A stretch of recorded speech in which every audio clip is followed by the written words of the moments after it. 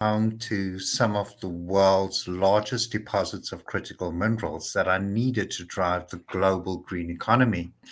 And yet, countries on the continent are still unable to get maximum value in the demand for these much needed resources. Time is ticking. The critical minerals boom won't last forever. But are we living under a resource curse that prevents the continent from benefiting from our resource wealth? A very warm welcome to this webinar brought to you by the Council for Geoscience and Mining Review Africa. My name is Gerard Peter, and I'm the editor-in-chief of Mining Review Africa, and I will be your moderator for the next hour.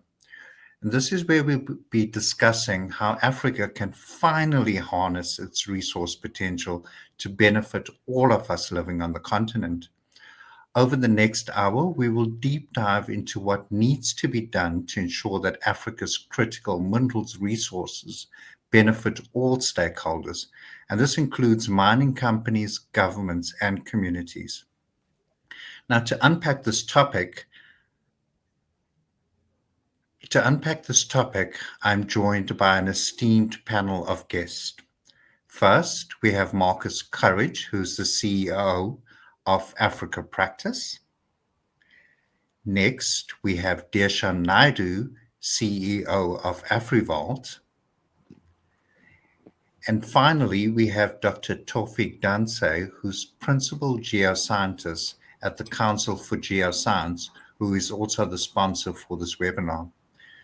Now, for some of you, all of us will know that all of our speakers are experts in their field and are frequently invited to speak on mining-related topics at various events, such as Mining Indaba, and of course, on this webinar. And I'm sure you're looking forward to hearing their views on this important topic. But remember that you, the audience, can also be part of this discussion. If you have a question for any one of our panelists, simply pop it into the comments box. And remember to include your name and where you are from, and one of our panelists will answer your question. Okay, so let's get straight into the conversation. And I want to open it up by asking you, Taufeeq, first. You know, when we speak about critical minerals, we talk about battery metals and things that are needed for EVs and for the green economy. But from a Council for Geoscience point of view, how do you define critical minerals? Thank you for the question. And greetings to all the attendees and my fellow panelists. I think maybe the first thing to at least unpack is that the subject of criticality is maybe very much dependent on a specific geographic region. And that can be further unpacked into that geographic region's development plan. So, of course, in South Africa, as the Council for Geoscience, we're mandated.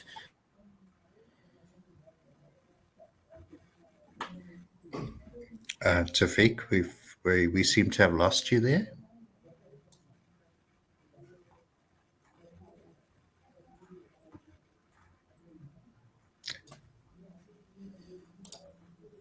I guess that's the joys of hosting a live webinar.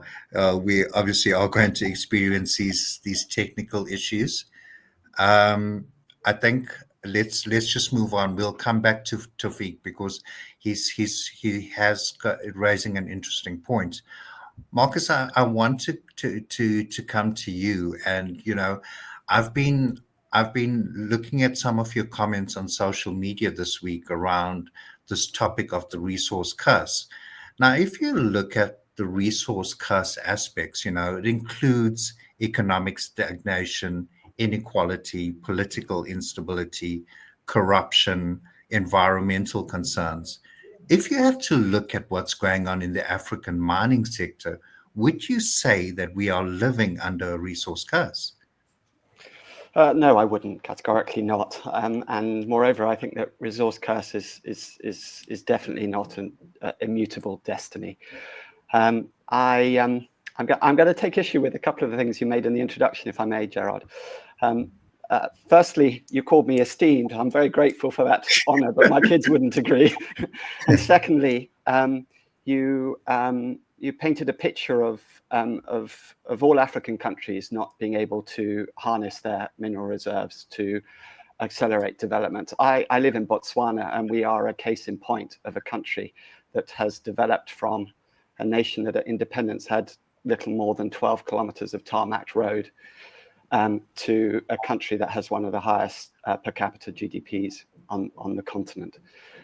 So there are examples of countries successfully harnessing their mineral wealth to drive and spur economic development.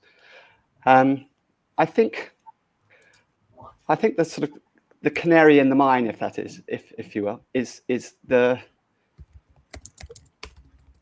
term resource nationalism, which has been cropping up now for the last couple of years, really. Those of us who attended mining in Durban know that it was a constant refrain from some of the panels that was discussed in the corridors as well.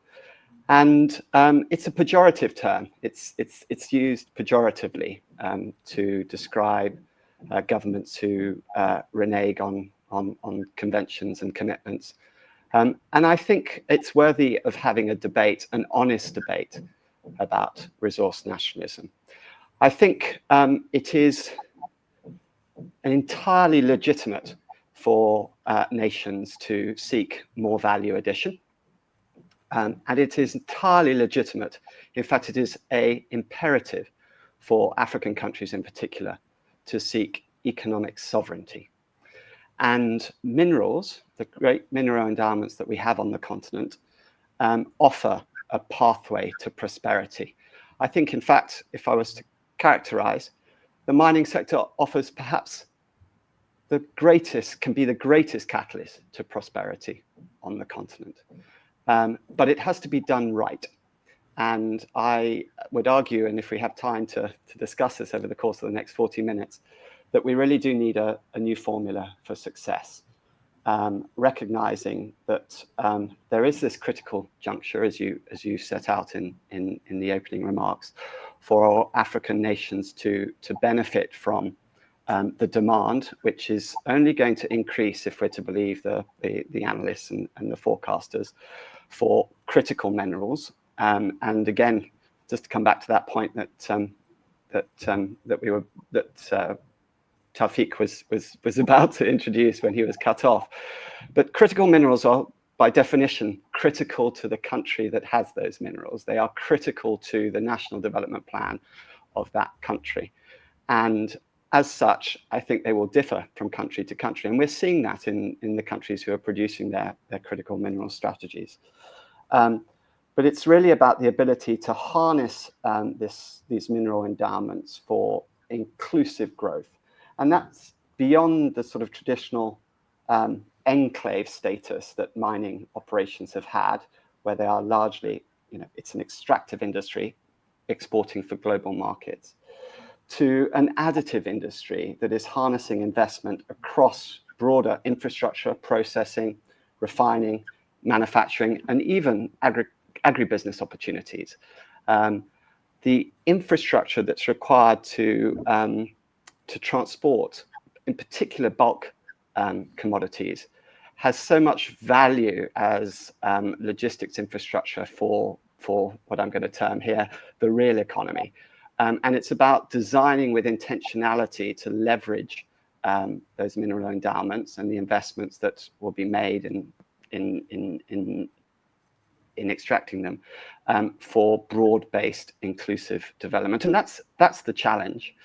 There's one more point, if you'll allow me, and that is it's often neglected, but of course it's I think universal. Every mining company is a joint venture between the state and the private operator. And it's insufficient to simply treat that as a relationship of compliance. It's a relationship that really requires strategic alignment between the parties. And from my experience, there's too little investment of time in building the relationship capital, in advancing a strategic vision for the asset, and then having the hard work that's required to do to ensure that there's value alignment. Who contributes what, in what time frame, for what intended outcome, and who derives what in what time frame. So those are just a few points that I'd make in reflecting on the question that you ask. Sure. Thank you, Marcus, and thanks for correcting me on the Botswana example. Taufeeq, welcome back. I want to go back to the question that I asked from the Council for Geoscience point of view. How do you define critical minerals or metals in South Africa, and what is the reason behind that? Yeah, no, thank you for that, and apologies. So maybe that was a good example of critical minerals, that I did not have enough critical minerals in my network or the battery on the laptop. But that, I think, was a working example. Yeah, so essentially, as the Council for Geoscience, we have to be aligned towards the developmental imperatives. And maybe just to put the framework out, we somehow have to be unashamedly honest about the fact that, at least in South Africa, and maybe to some extent a good representation of Africa, we are one of in fact, the most unequal society in the world. And, we're suffering from high levels of poverty, inequality, unemployment. And we now have to consider that the notion of critical minerals is not what is critical for the US or for, let's say, the global north and other international bodies, but rather what is critical in terms of what will drive South Africa's development. And, reaching sort of an emancipation for, number one, let's say, South African people in our context, but then beyond that, in terms of an African context. So that is the way we look at criticality. Maybe the other thing to mention is that, of course, we don't think of criticality in sort of a stable or singular form. We also think of it in terms of its temporal variation. So meaning what might be critical today will not be critical tomorrow. And hence you find there's a very big discussion around, criticality. So you might have picked up that in a South African context, a lot of people always, come down quite hard on any nations that might say, for example, coal is critical. That becomes a big taboo. But in many cases, you might find that it's part of a just transition framework. So in which case something does become critical. And also the fact that most of these resources are still quite fossil in their nature. So we have to now think of sort of let's use the term, an intergenerational wealth that can be developed. So yeah, from a Council for Geo's perspective, we really try to look at fundamental geoscience in terms of what can elucidate on various mineral systems, number one. Let's say the association. So you might find that, minerals always occur together. So it might be the case that, gold, we're done with gold, but then you find that you have these huge dumps of arsenic, and now arsenic forms number 5, I think, or in one of the top 5s of the US critical mineral list. So there's these ways we have to relook at things. And the best way that we may think of this is to use fundamental geoscience. Look fundamentally at what does the geology have, what does the mineral systems have, and then align that to these type of developmental imperatives. And maybe the last comment to mention is that to kind of be cognizant of the global geopolitical aspects, and also the economical aspects. How can we really use that type of criticality in terms of our geology, both in South Africa and in Africa, to really, really develop the nation and, free our people from living in these type of adverse conditions. Absolutely. And we will touch on geopolitical environments in a while. Deshan, I want to bring you into the conversation. Now, you are busy building Southern Africa's first battery cell gigafactory. Taking into account what Marcus has just said around the challenges and also investment and government involvement, do you think that your project will become a reality? What are some of the challenges you are facing in building this gigafactory?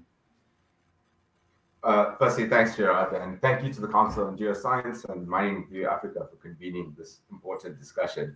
I'd also like to just provide a caveat here. You introduced me as an expert. I think I'm very far from that. There are people in the world that have more tenure than years I've been alive. I've been very fortunate over the last 2 years to be in the roots of this vertically integrated strategy. So I think, just to frame the conversation, and going back to what my peers have said on the call, in relation to this criticality of minerals, I think it is very much geographic specific, and it is very much dependent on countries' national development plans. So I think that's an important consideration. Coming back to the AfriVault story, and I think that gives me, from a private sector perspective, a little bit of expertise as to the challenges that we've been dealing with. You asked the question, is this going to be a reality? I can confidently say that it will be. There's been a lot of development since we've had started conversations around this project, and I'm very, very excited, as is the rest of the team, around the future of what can be achieved. And this talks to a lot of the conversations and the strategy documents that have been released by various countries. If you look at this concept or the idea of a resource curse, it has essentially defined Africa's relationship with its natural resources and mineral abundance. And it should be a blessing, but it historically has led to a lot of underdevelopment and foreign-dominated value chains. And that's something that we as AfriVault are trying to change. So to answer the question in terms of, from an investment perspective, and we will, I think, hopefully, go deeper into the lack of investment that is driving these transitions and the infrastructure associated with it. But what it requires is alignment of policy, not only from a country's perspective, but from a continent perspective. And I think there is a lot of policy frameworks out there, like the African Mining Vision, the African Green Mineral Strategy, and a few others. I mean, South Africa has most recently announced their critical mineral strategy. And it's the alignment of these strategies with other countries on the continent that should enable the vertical integration that is required. Mining the minerals and getting to mineral concentrate is one element, but getting it down to battery grade or whatever the end use application is where the lack of intellectual property may exist. I mean, yes, in South Africa, we are fortunate to have a lot of research organizations that are able to achieve this, but it's not being done at scale at this point in time. So I think that policy alignment across the continent is paramount. And then how do you de-risk investments into this industry whilst ensuring a just transition? We speak a lot about what the economic multiplier effect is of having investment into these value chains, but I don't think enough is being spoken about the just element and the element of shared prosperity. And I think that's important for us to unpack as we go forward. Absolutely. Marcus, I want to bring you into the conversation around geopolitical tensions that are arising out of some countries in Africa. So, I mean, most recently talk of DRC, USA, critical minerals deal. Obviously, there's China, who has a huge involvement in that country. Is this going to benefit the continent at all? Because for the most part, what happens is when these sort of deals are made, particularly for the US, they're going to be signing an offtake agreement, which means that the minerals are going to be beneficiated in the US. So how does this benefit the continent?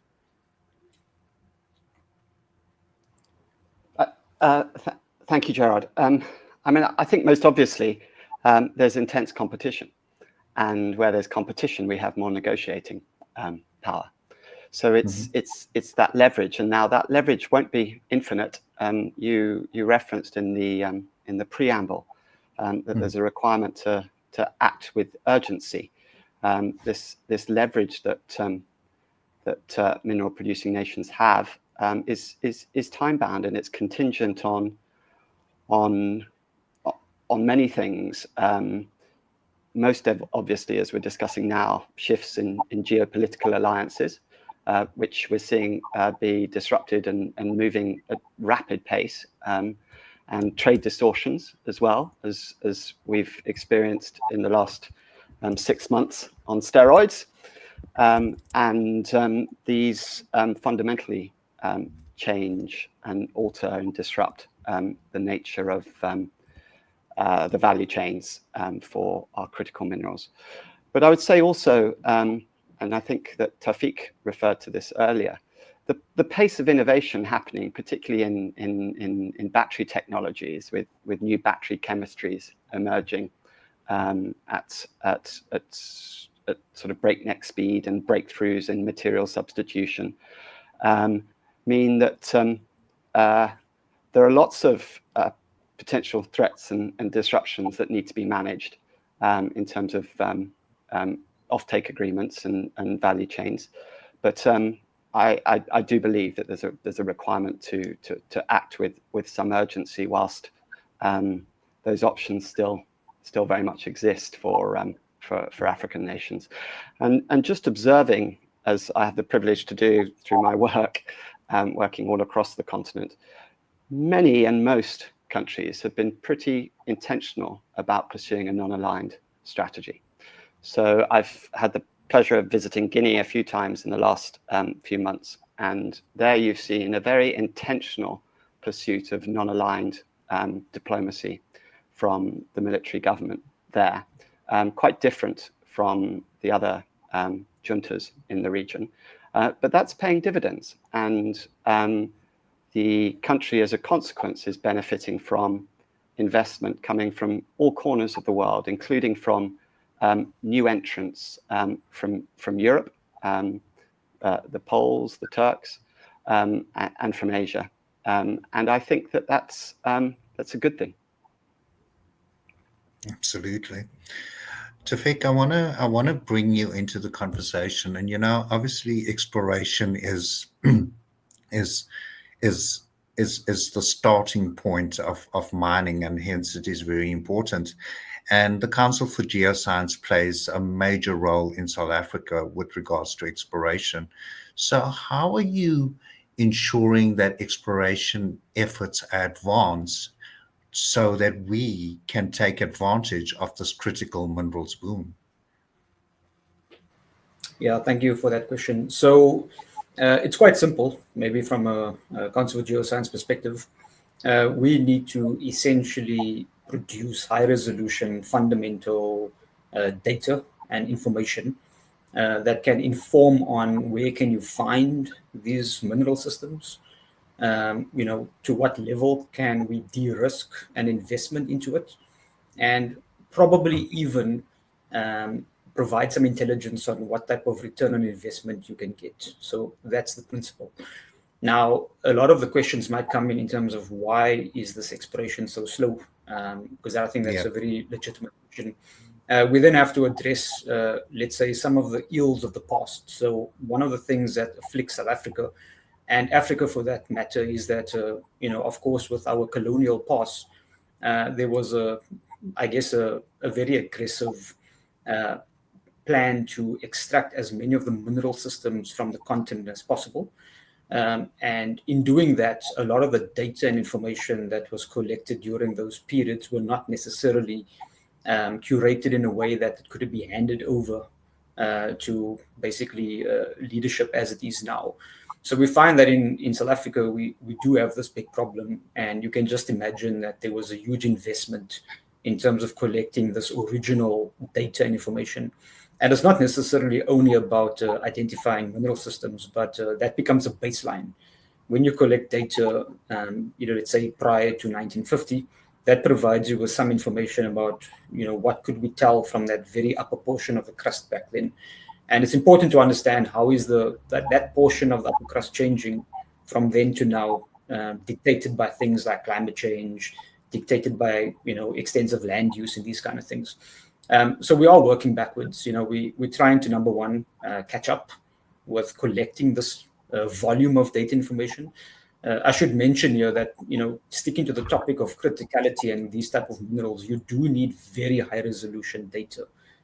So we refer to a scale of 1:50,000, which basically means that each object that you find on the ground, we can map that is at least 50 meters wide, and that can be put on a map. So that includes any type of mineral system or whatever it might be. So we are really trying to collect this data, firstly. We're trying to make it available. So we have gone quite aggressive. I would maybe alert everybody that we do now have this portal And it's a very new portal. It's only been live for the last few years, and we are now trying to actually release all of this data at no cost in most cases, and trying to make sure that data then has this return on investment. That's the one thing. We then do also want to appeal, to especially to any of these previous mining companies, work with the state. I think that's the other thing that is quite important. The state is investing, and not just South Africa, but many of other African countries, in these type of new technologies to really, give value to some of this legacy data. We're talking about things like hyperspectral scanning. It didn't exist, in the 1950s, for example. Now you have this type of applications that we can use, and you gain a lot of benefit from the legacy data. In addition to that, a lot of the information about what could we learn, because we mustn't forget about the term sustainability and coexistence. So of course you produce the data, you accelerate exploration, but what happens next? Let's say in the finite nature of a mineral resource, it could be possible that the life of mine is maybe 10 years, maybe 20 years. What happens after that? So we try to now focus on, how can we actually have coexistence between mining, contribution towards the economy, and then what happens to that land afterwards. There is no point in extracting a certain type of mineral, and you now have some type of oxidation from a secondary material, and that basically poisons the land. And again, we talk about our difficult past. South Africa and many African countries now deal with something called contingent liability, where it was never ever predicted, what could happen with these negative impacts into the future, and that future is now our present. So how do we really now, resolve on these matters? So you find that the states have to invest greatly in this type of, let's say, contingent liability, land degradation, pollution, but at the same time drive exploration. So that's basically, what we're now trying to do. Yes, release the data, inform on these type of sustainability practices, and then look at how we can then also enable coexistence. I should finally mention that we do have a very aggressive target. We do want to map the country. We want to complete that mapping. And as we map, we are targeting areas that we deem to be most significant, not just for mineral systems, but also the sustainability for the benefit of the people. And the intention is to have that mapping completed within the next 5 to 10 years. It becomes quite important. We fully understand the expectation that's been placed on us. And of course, we will do as much as we can. And of course, the final point I want to mention is that it's maybe not good enough to just release data and information. You also have to empower people in terms of what can you do with that data information. So provide knowledge. It's not just a map. We can actually then add knowledge to this map. What does it mean? What does it mean for investors, for example? What does it mean for life of mine? So yeah, that's in a nutshell some of the key things that we're trying to do at the council. Okay. Taufeeq, you've mentioned, planning for the future and also empowering people. Deshaun, I want to bring in your expertise here. And I want to ask you about one of the things that is really topical, and that's the skills shortage. As much as we have the minerals and as much as we can have the policy and the investments, skill shortage in the mining sector is an important issue. So how do we go about building a localized workforce so that inevitably the entire continent benefits from these new skilled workers? Yeah, thanks for that, Gerard. And I think it's a vital point, right? And we're not only building the workforce and skills that are required on the mining side, it's across the entire value chain. In fact, no beneficiation plan can succeed without a skilled, empowered, and technology fluent workforce. And given the fact that if you look at global population statistics, of the next 1 billion people that will be alive on Earth, approximately 55% of those people will be African. So the fact that we have such a young continent, we need to be the dividend of the skills and the development of the skills.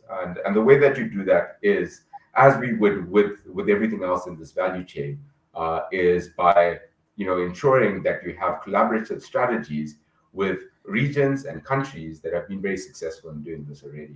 So, again, talking from a manufacturing perspective, specifically battery manufacturing, there's a shortage of battery manufacturers, not only in South Africa, because the industry doesn't really exist, or the continent where it doesn't, but this is globally. You're seeing a shortage of battery engineers globally, and the way that we are trying to mitigate this, and again, I think the expertise that you talk about is just purely having the benefit of being one of the first movers in the space on the continent, has resulted in us having to build every element of this value chain in a very, very complex environment.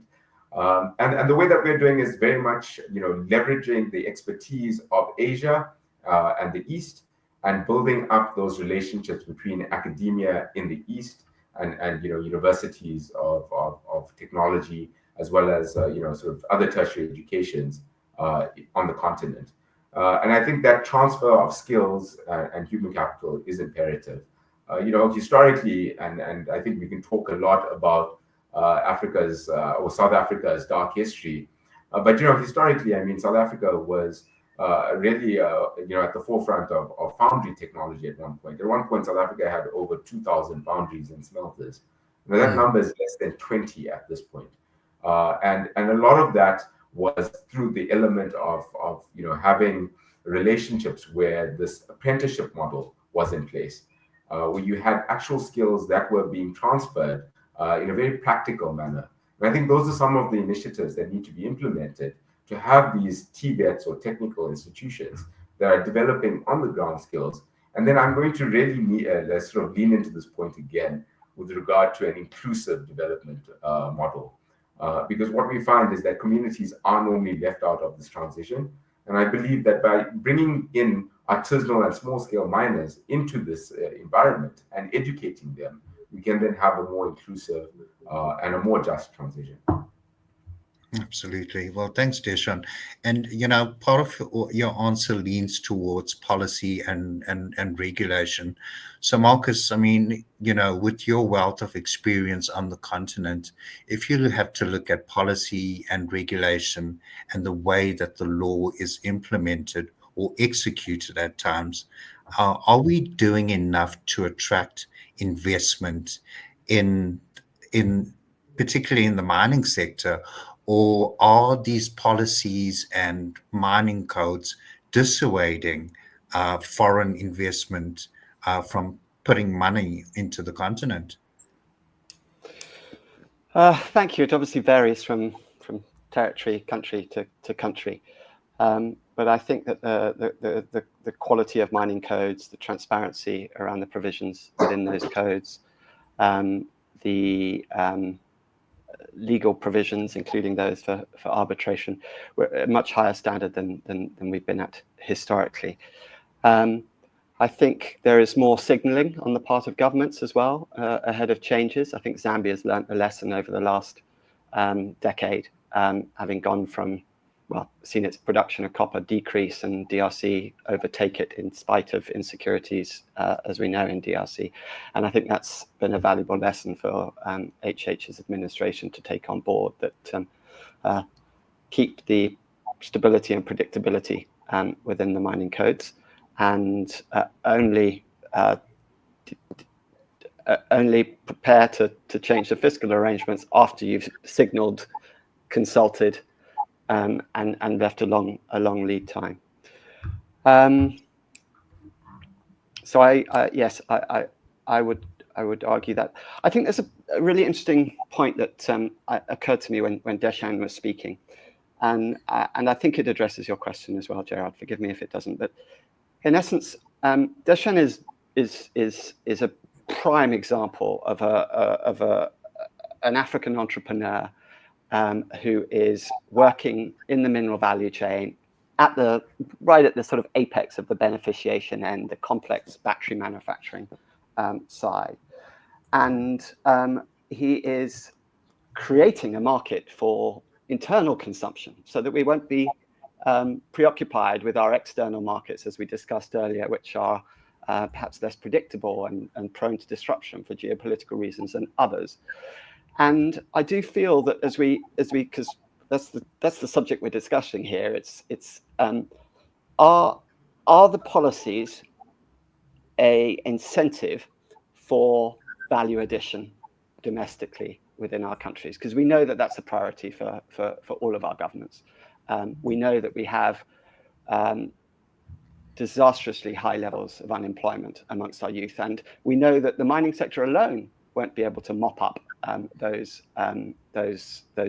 youth, irrespective of however skilled they are. We're going to need industrial value chains, and so it's around the coherence, as Deshan said, around our policies for those industrial strategies and how they link the mining sector into the heart of those industrial strategies.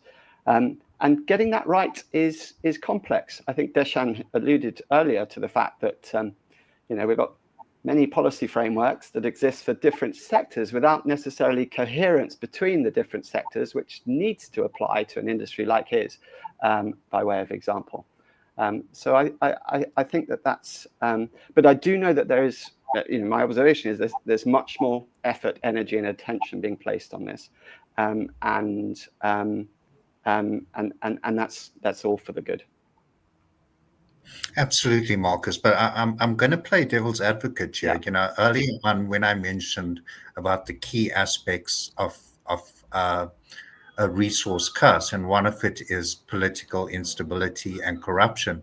If you have to look at the example of what happened in Mali last year, where the CEO of a mining company was arrested, what message is that sending to potential investors? Does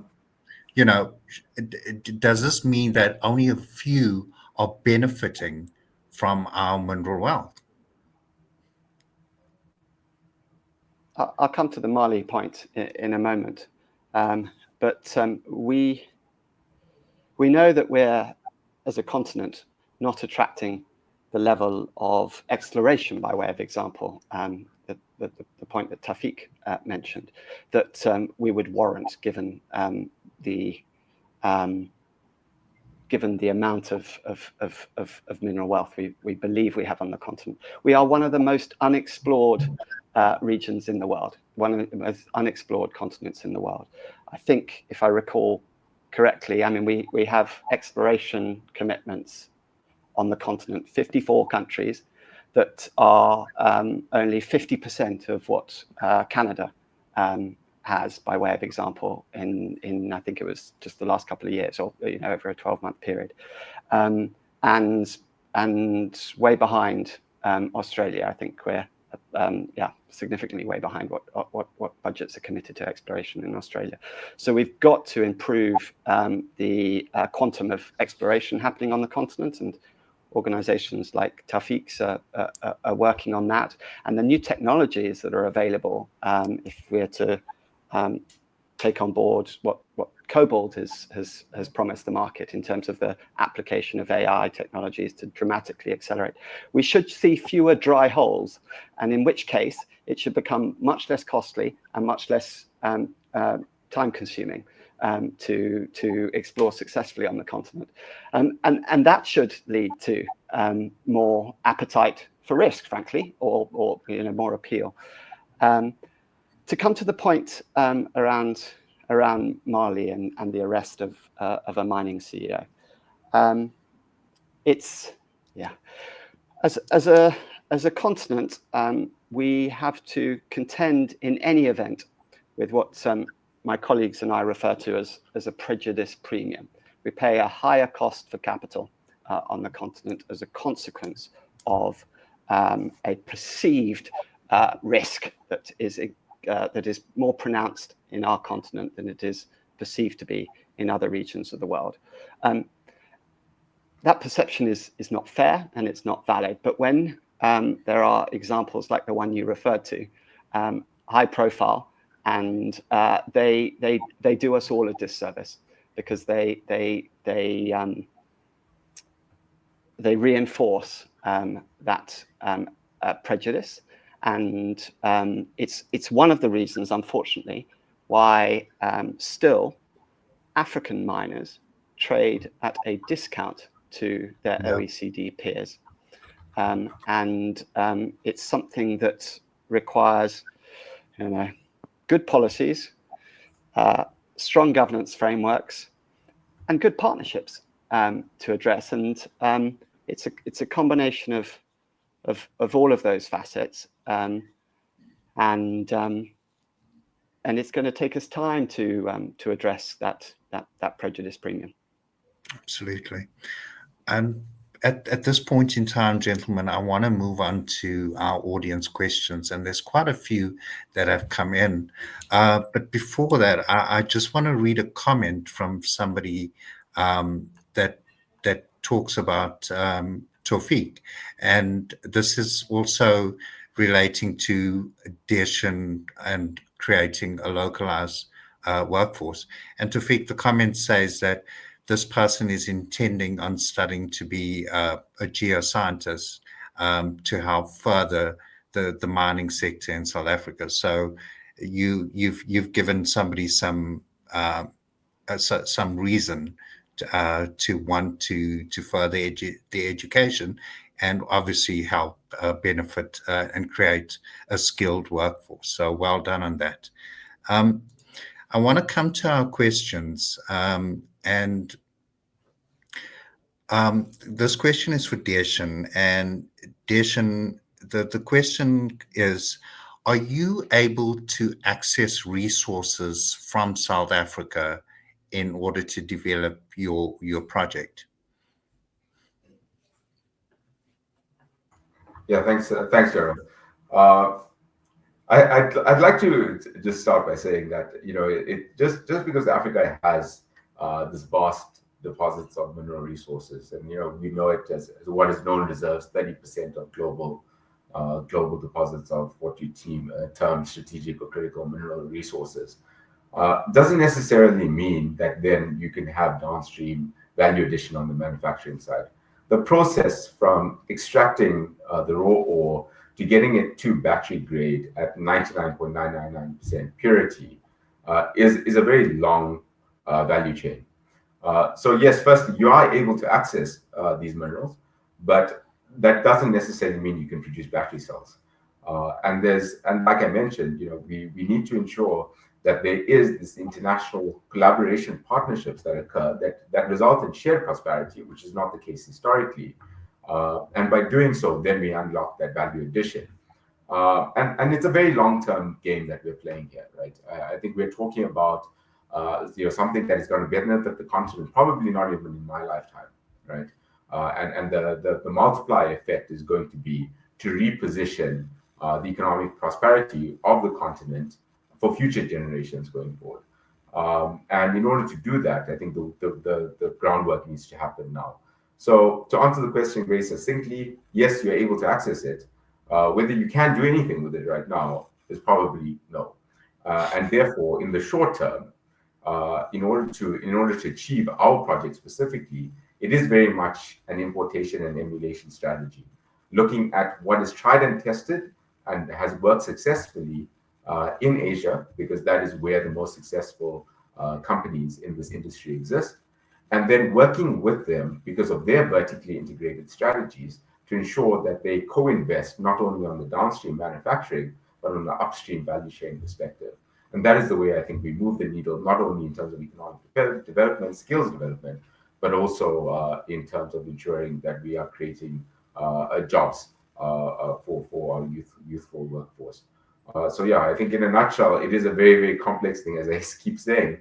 But the best way to be successful in a complex environment is to partner and collaborate with people that have been successful in doing this in other regions. Okay, thank you for that, Deeshan. Taufeeq, a question that's come in for you. You touched on sustainable mining, and the question is, how do you ensure sustainable mining practices while taking advantage of the critical minerals boom? I think there's a concept of externality that we have to think about. So maybe another question is, do we value our mineral systems appropriately associated to all these additional and potential externality costs? So one of the discussions we were having in the comment section was about, again, this contingent liability. So there was a very good comment that more than 40% of the world's gold has come from South Africa. And, would you say that 40% of the world's gold, the value thereof, the return on investment can be seen in South Africa? And, that's a very subjective thing. Some people might say, yes, there's now a city called Johannesburg. Others would say that's exactly the worst example of a return on investment. But beyond that, I mean, we are never going to know this truly, but, within the last 10 years and probably in the next 10 years moving forward, we are now finding that people are suffering from the associated effects. We've basically leached all these different types of trace metals into the groundwater. There's air pollution and people are suffering. And what does that mean? It means the government has to invest in additional health and various things. So the question might be is if one were to evaluate all of these potential negative impacts associated to that gold mining some 100 years ago, would we still have evaluated gold at whatever, $1,000 per ounce? And I want to go further. I mean, critical mineral sounds very sexy, but I doubt anybody's gone to these towns or cities in China where they're busy beneficiating that. It is accepted that many of these places are now completely desolate because people cannot live there. And maybe to bring it to home, when you try to extract these metals out of a mineral like monazite, you have to use lots of acids. The stronger the acid, the better. And what do you do with the waste? And I mean, there are literally towns in China and Russia as well that are being completely destroyed environmentally for this return on investment of essentially run by the geopolitical status and also the economic status. So we in Africa need to think about this. One of the problems we have is we don't necessarily have a harmonization in terms of how we're actually mining as well. And one of the shocking things we picked up especially in West Africa, because there was a lack of investment, they actually decreased the environmental legislation to allow things like mercury to be used in the extraction of gold. I mean, this is completely unacceptable. That in other nations in Africa, we've accepted that this is poisonous. You cannot do this. But in other nations, we're now facing situations where they are so hungry for that investment that they're willing to basically, essentially cause this type of environmental damage. So I think maybe a few points. We need to think of a sort of an African vision, harmonization across Africa in terms of what we deem to be suitable practices. That's the first thing. And then secondly, how do we evaluate our mineral systems? If a country A in Africa is giving much less of a tax break than country B, what does that really mean? Is that valuable in the long term for country A, or are they just doing that for short-term gain because maybe there's a lack of political stability? So I think these are very difficult conversations we need to have, but this is the reality right now. And again, if we're not careful, I mean, Africa also is looking at a lot of agricultural potential. So in West Africa, you have some of the largest gold mine opportunities opening up, but also that's some of the largest producers of cocoa and various other agricultural products. So how are we going to balance this? So yeah, I do think we need to have a careful relook at how we evaluate minerals, and we might not be very popular, but it might mean like things you have to go against sort of the global north perspective on the evaluation of those minerals. And it might be a case of Africa to stand together to say, this is what we are evaluating our rare earth elements to be, and we are not accepting a cent less than that. But that does need very strong leadership and, to be merged together as well. Absolutely. Thank you for that, Taufeeq. We have time for one more audience question. And Marcus, this one is for you, and it takes us back to the beginning when you spoke about Botswana. And the question is, but besides Botswana, what other countries are there where locals benefit from long-term sustainable relationships with the mining industry?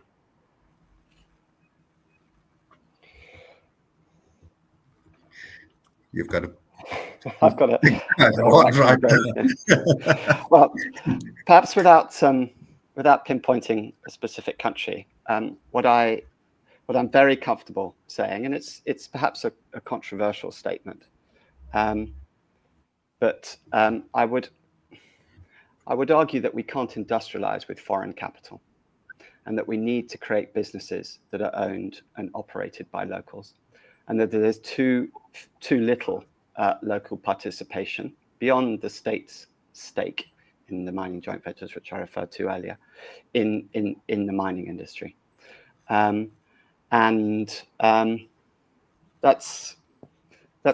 not good for development outcomes. We know that development outcomes are superior when locals, be it local ownership, the means of production, or actual at a community level, aren't just beneficiaries of the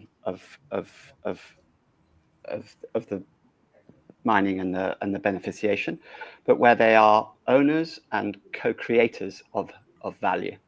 And so I think, as much as it applies in the way that I've said to ownership, it also applies to the type of community investment programs that have been so much a feature of mining majors, in particular, social license commitments, for want of a better term. And I think that there's room to review the way those are designed and operated, to have much more participation from the communities, and to have that legislated for, so that there's a legal obligation on the part of the owner of the mine asset. So I think that addresses your question without specifically referencing a nation state. Great stuff. Thank you. And, gentlemen, we can just discuss this topic for hours, but we're nearing the end of our program. So I just want to allow each of you 2 minutes to give your closing remarks on today's discussion. Deshan, if I could start with you, please. Yeah, as you mentioned, I think 2 minutes is definitely not enough time to discuss this topic. But, from my perspective, one of the greatest constraints facing our green industrialization as a continent is not the geology or the policy, it's the financing. And as Marcus mentioned, the cost of capital in Africa remains significantly higher than developed markets.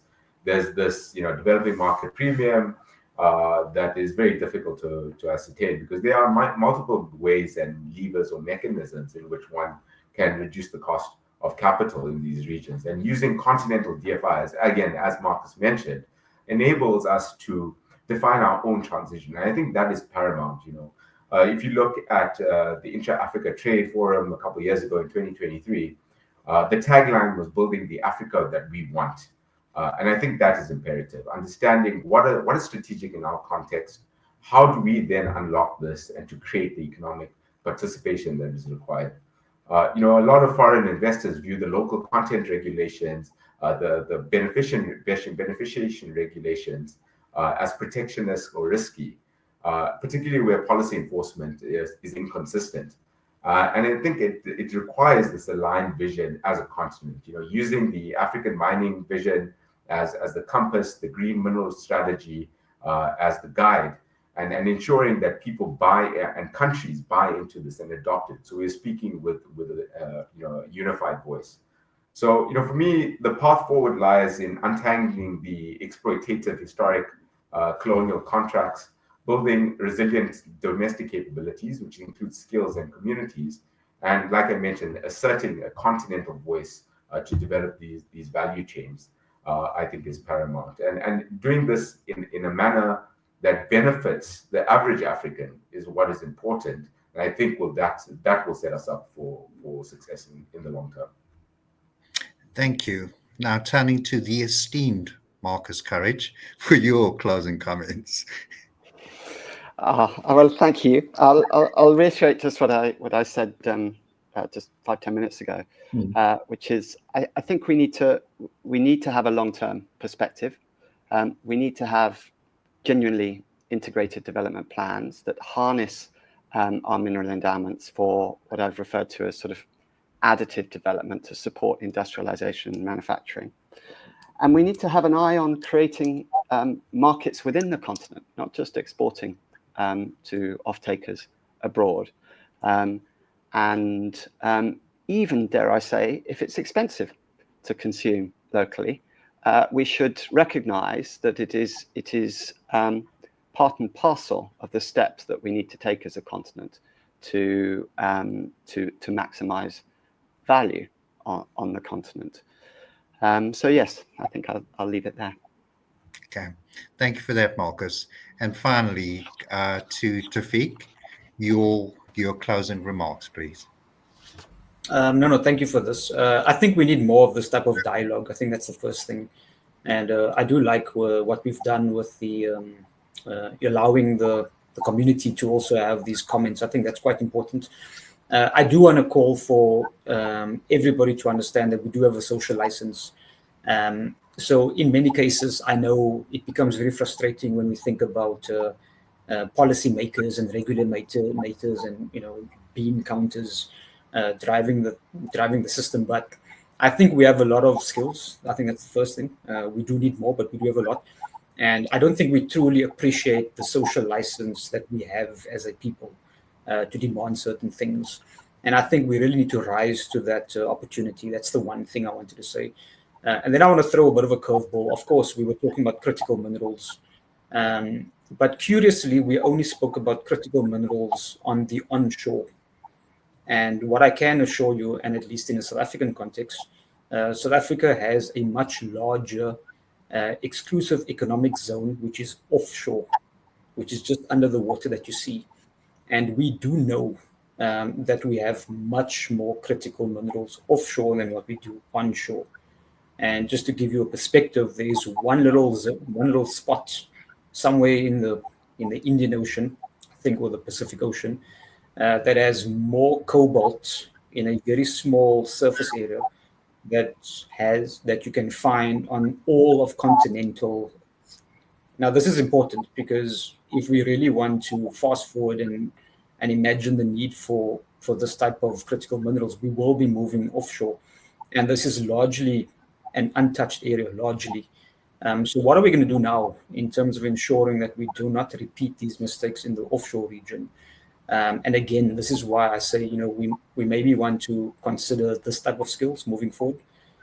Think about that social license. And if we ever do start exploring and exploiting the deep marine, how are we going to do that in the most sustainable way? So I think that's where I'll end it off. Thank you. Absolutely. And Taufeeq, you've just given us an idea for another webinar discussion around offshore mining. So it's important that it is done sustainably.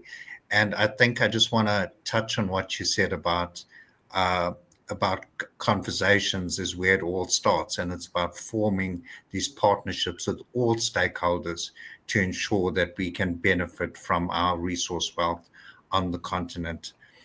Just to our audience, if you've missed part of the discussion or would like to watch this webinar again, you can do so on demand, which will be made soon on miningreview.com. Once again, I'd like to thank our panelists, Dr. Taufeeq Dhansay, Deshim Naidu, and Marcus Courage for their insights into this important topic. And finally, thank you to the audience for joining us today. And a special thank you to the Council for Geoscience for sponsoring this webinar. I wish you well, and until next time, goodbye.